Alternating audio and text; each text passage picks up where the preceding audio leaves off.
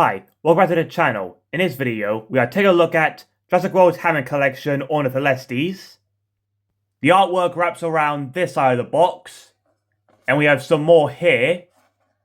And on the back, we have 3 images of the figure in various poses, along with Jurassic World Hammond collection TrueFX logos.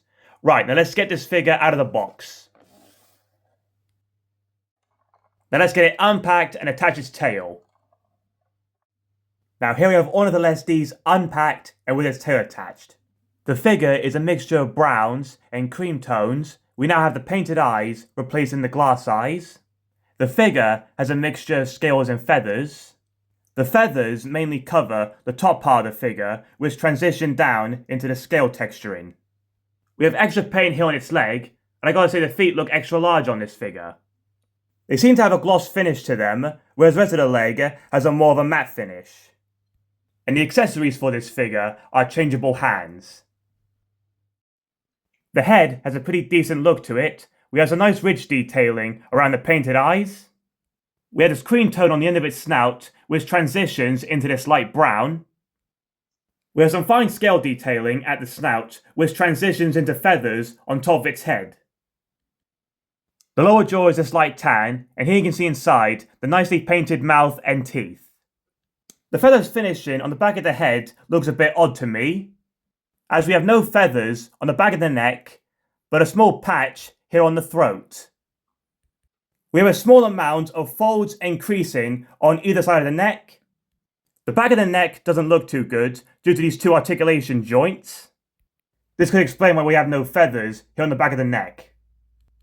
So the feathering starts here, and it's this darker brown and runs down to the figure's tail.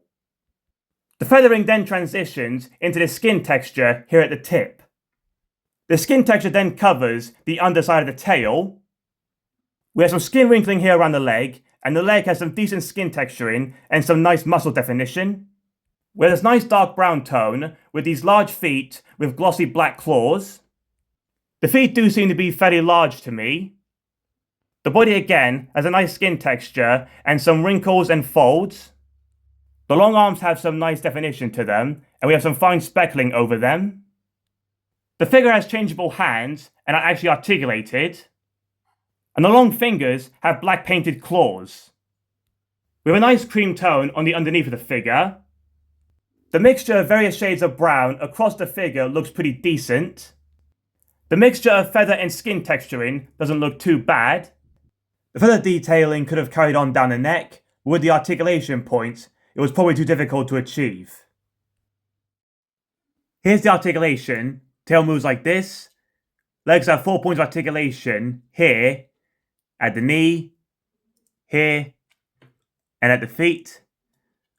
The arms move like this, out to the side, bend at the elbows, and at the wrist. The articulation is the same on this side. Neck can move up and down, and can twist all the way around like this.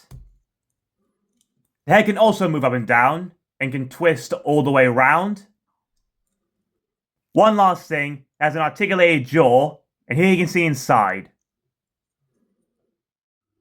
And here we have the alternate hands that come with this figure. And they even have painted claws.